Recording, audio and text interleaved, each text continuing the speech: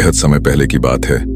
अकटगढ़ नामक एक राज्य में राजा सोमनाथ का शासन था। राजा सोमनाथ ने अपनी प्रजा को अपने पुत्र के समान मानते थे। वे किसी प्रजा का दुख नहीं देख सकते थे।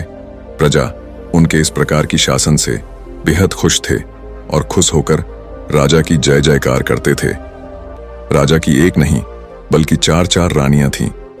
सभी रानियां एक से बढ़कर एक अत्यंत सुंदर और सर्वगुण संपन्न थीं। लेकिन भाग्य से किसी के भी कोई संतान नहीं थे। इस कारण वे सभी रानियां हमेशा दुखी रहती थीं। एक समय बसंत ऋतु का था। वसंत ऋतु के कारण चारों ओर केवल खुशबूदार और सुंदर फूल दिखने लगा।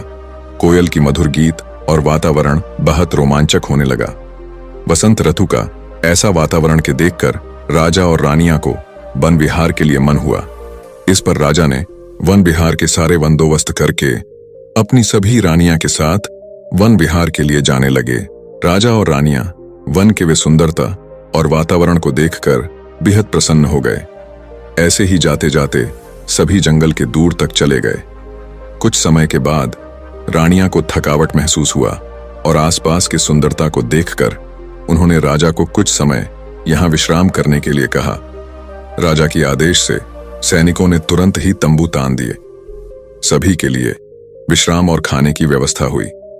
राजा और रानियां को अच्छे अच्छे खाना दिया गया। सभी ने कुछ समय तक खाना खाया। कुछ समय भोजन करते हुए उनको एक बच्चे की रोने की आवाज सुनने को मिला। राजा को यह सुनकर आश्चर्य हुआ कि इतना घने जंगल में यह बच्चा कहां से आया। पहले तो उन्होंने इसे भ्रम समझा, लेकिन जब बच्चे का रोने की आवाज धीरे धीरे बढ़ने लगा तो राजा ने भोजन छोड़कर उस दिशा में जाना शुरू किया जहां से वो रोने की आवाज आ रही थी। थोड़ी दूर चलने के बाद राजा ने देखा कि एक छोटी बच्ची काले रंग के एक कपड़े पर लेटी रो रही थी। उसके चारों ओर सोने के आभूषण पड़े हुए थे। राजा ने बच्ची का रोना सहन न कर पाने पर उसे गोद में उठा लिया।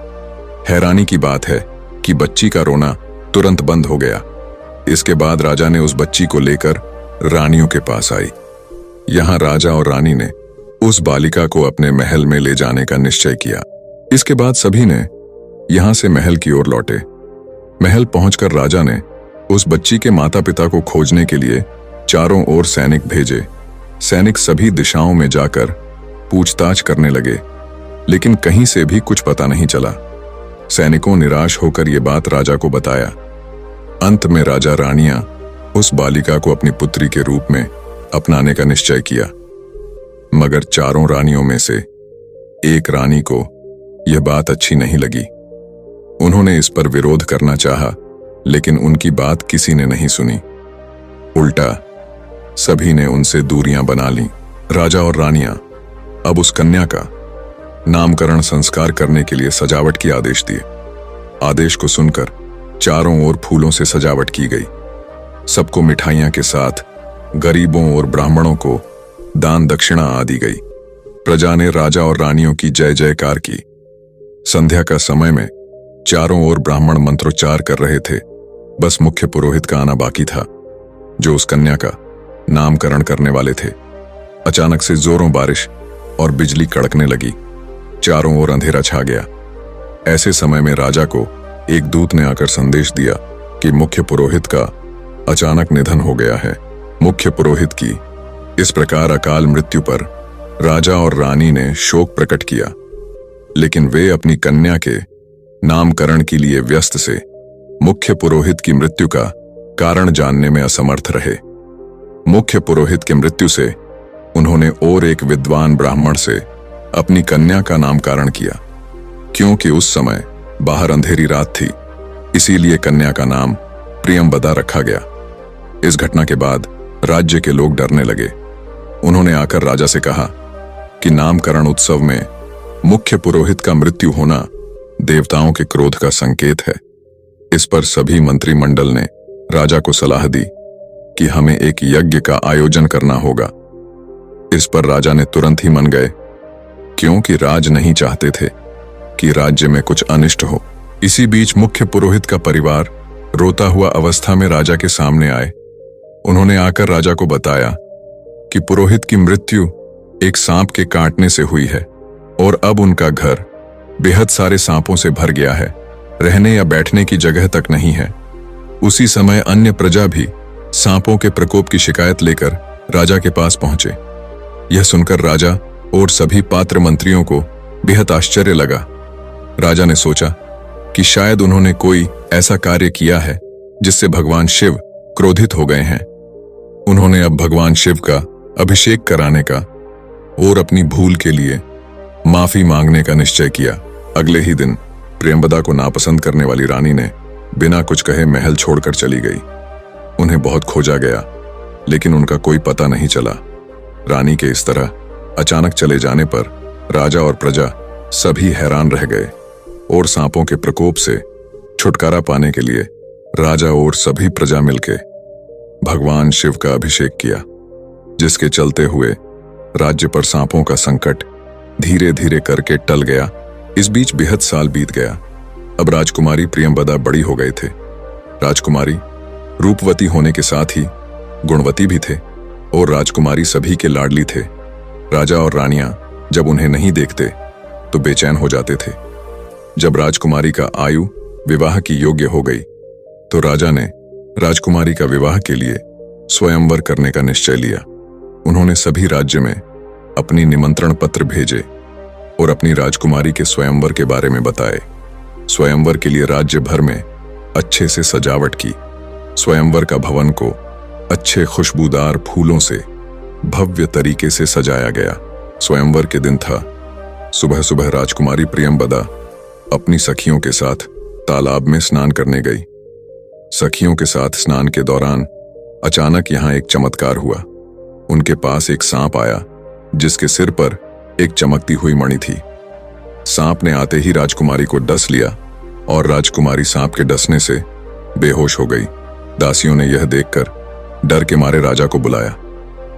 राजा सैनिकों, मंत्रियों और रानियों के साथ तुरंत वहां पहुंचे, लेकिन राजकुमारी का कहीं पता तक नहीं चला।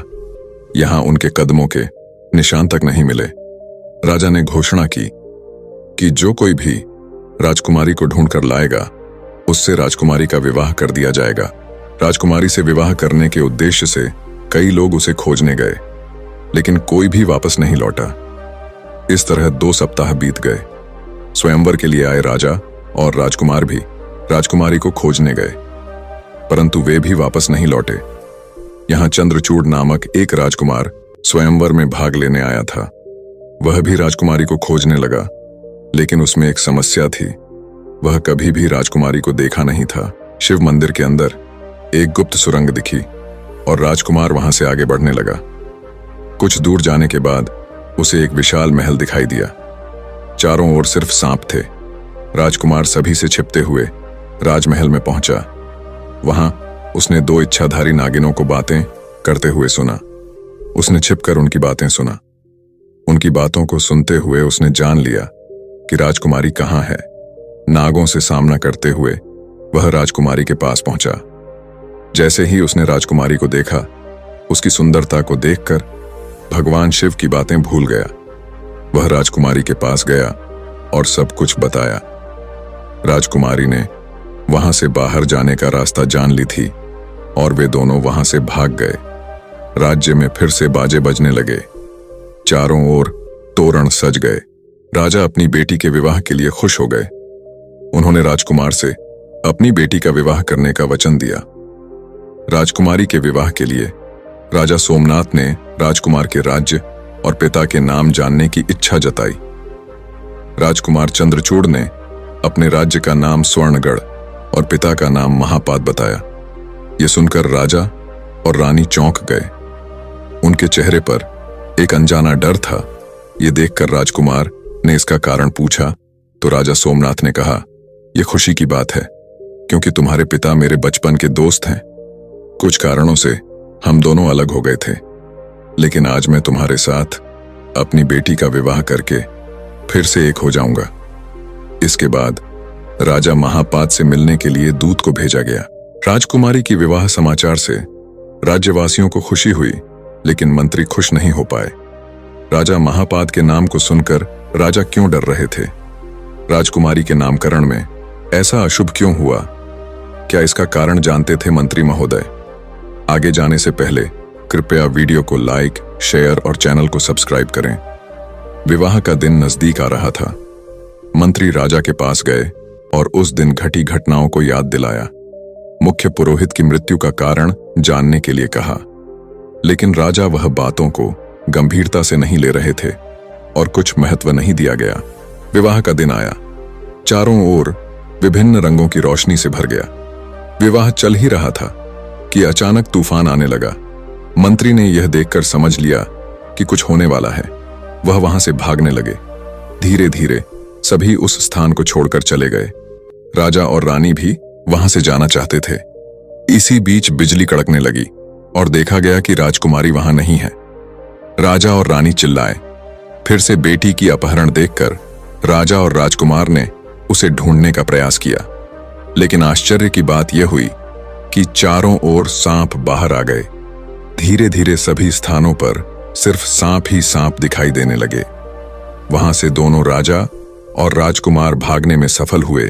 तब सभी रानियों के शरीर में सांपों ने दंसन किया। सभी रानियों अपने नाग कन्या के पास ले गए। नागरानी और कोई नहीं बल्कि राजकुमारी प्रियंबदा ही थी। वह एक नाग कन्या थी। उसका आधा शरीर मानव का था और आधा सांप का। उसकी आंखों से बदला की आग जल रही थी। यह देखकर रानियां उसे छोड़ने के लिए विनती करने लगीं, लेकिन राजकुमारी ने उन्हें पुराने दिन याद दिला दिए, जब उन्होंने एक नाग दंपति को बेरहमी से मार डाले थे। उनका छोटी बच्ची कैसे दुखी होकर रो रहा था, फिर भी उन्होंने उसकी नहीं सुनी। कई वर्षों की तपस्या के बाद उन्होंने इच्छाधारी नागिन बनने का वरदान अपनी बेटी को दिया था, ताकि वह अपना बदला पूरा कर सके। वह बेटी और कोई नहीं, प्रियंबदा थी। प्रियंबदा ने ही मुख्य पुरोहित को मार डाली थी, क्योंकि वही पुरोहित उनके माता पिता को जाल में फंसाकर नियंत्रित करने का प्रयास कर रहा था। और वह रानी, जिसे यह समझने में लगता था कि मैं वह व्यक्ति हूं जिसके लिए तुम सभी यम के पास पहुंचने वाले थे, मैंने ही उसे मार डाला। उस दिन मुझे कोई अपहरण नहीं किया था। मैं स्वयं अपने राज्य में जाकर प्रजा की कुशलता जानने गई थी। भगवान से तपस्या करके मैंने तुम्हारी मृत्यु का उपाय पाए। भगवान ने मुझे कहा था कि जब दोनों परिवार एक हो जाएंगे तभी मैं तुम सबको मार सकती हूं। तुम लोग क्या इतने चालाक हो कि अलग अलग रहकर मुझसे बच जाओगे? इतना कहकर उसने रानियों को दंसन किया। दंसन करने से रानियां मर गईं। राजकुमारी महल लौट गई और झूठ मूठ रोने लगी। राजा सोमनाथ और महापाद पुरानी बातों को याद करने लगे। वे कैसे मुख्य पुरोहित के द्वारा सांप दंपति को धोखा देकर उनसे मणि प्राप्त कर उसे मार डाला था। तो फिर ये कौन है जो उन्हें मारने के लिए आ रहा है? उसी समय राजकुमार और राजकुमारी वहां पहुंचे। राजकुमार भगवान शिव को प्रसन्न करके 4 सूत लेकर आए थे। एक राजा सोमनाथ का, दूसरा राजा महापाद का और एक सूत उसने पहना हुआ था। राजकुमारी ने सूत पहने से मना कर दिया, क्योंकि उसके पास पहले से ही एक सूत है। अब नाग कन्या सोच में पड़ गई। वह कैसे अन्य दोनों को मारेगी? उसके पास भगवान के सूत थे, तो उसने एक योजना बनाई। जब राजकुमार अपने कमरे में थे, नाग कन्या वहां आई, लेकिन राजकुमार चेतन अवस्था में थे, इसीलिए वह सूत निकालने में सफल नहीं हो पाई। अब नाग कन्या और सोचने लगी। एक दिन राजकुमार ने परिधि में जाने का मन बनाया। उनके साथ 2 राजा और नाग कन्या भी गए। काफी दूर चलने के बाद राजा महापाद अब और नहीं चल पा रहे थे। राजा सोमनाथ पानी लाने के लिए बाहर गए। राजकुमार और राजा महापाद एक पेड़ के नीचे बैठ गए। कुछ दूर जाने के बाद राजा सोमनाथ एक तालाब के पास पहुंचे। जैसे ही उन्होंने पानी लाने के लिए नीचे झुका, उनका सूत तालाब में गिर गया। इस समय पानी के अंदर एक नाग कन्या प्रकट हुई। वह कोई और नहीं बल्कि राजकुमारी प्रियंबदा थी। अब राजा ने उसे सब कुछ बताकर माफी मांगी। तब राजकुमारी ने उसे एक महल में बंद कर दिया। काफी समय बीतने के बाद महापाद और राजकुमार चिंतित हो गए। महापाद के आदेश पर राजकुमार ने उसे ढूंढने की कोशिश की। काफी समय बीतने के बाद भी वह वापस नहीं आए। अब महापाद को और अधिक प्यास लगने लगा। वह पानी पीने के लिए उठे। नाग कन्या ने देखा और कहा कि अगर वह यहीं कुछ भक्त प्रतीक्षा करना चाहेंगे, मैं आपके लिए पानी लाने का प्रयास करूंगी। महापाद ने उसकी बात मानी। नाग कन्या पानी की तलाश में गई और अपनी असली रूप में आकर उसके पास लौटी। उसने राजा को पुराने घटनाओं की याद दिलाई और फिर उसे दर्दनाक चोटें दी। महापाद पानी के बिना कमजोर हो गए और जल्द ही नाग कन्या के साथ संघर्ष करते हुए मृत्यु को प्राप्त हुए। इसके बाद नाग कन्या खुश हो गई क्योंकि उसने अपनी प्रतिशोध पूरी की। कुछ समय बाद राजकुमार अपने पिता को खोजने के लिए लौटे। इस समय रानी रोते हुए यह कह रही थी कि राजा महापाद को बहुत प्यास लगी थी और वह पानी की तलाश में गए थे, लेकिन वापस नहीं लौटे। दोनों बहुत ढूंढने के बाद भी राजा महापाद को नहीं पा सके। इसके बाद दोनों एक अन्य राज्य पहुंचे। वहां राज्यवासियों ने राजा के जन्मदिन के अवसर पर भोजन की व्यवस्था की थी। वे दोनों खाने के बाद राजा से मिलने गए।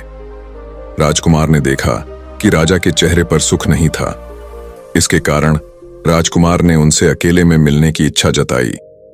राजकुमार ने कारण पूछा तो राजा ने कहा, उनका छोटा राज्य है और एक अन्य राजा ने इसे जोड़ने के लिए युद्ध का ऐलान किया है।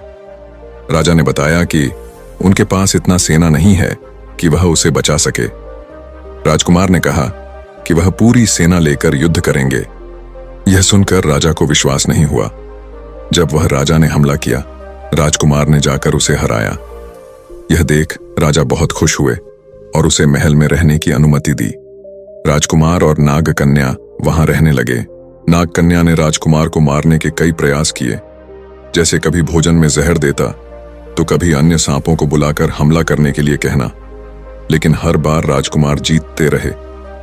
राजकुमार के साहस को देखकर नाग कन्या ने उन्हें पसंद किया और उनकी सेवा करने लगी। वह उनके साथ खुशी से रहने लगी।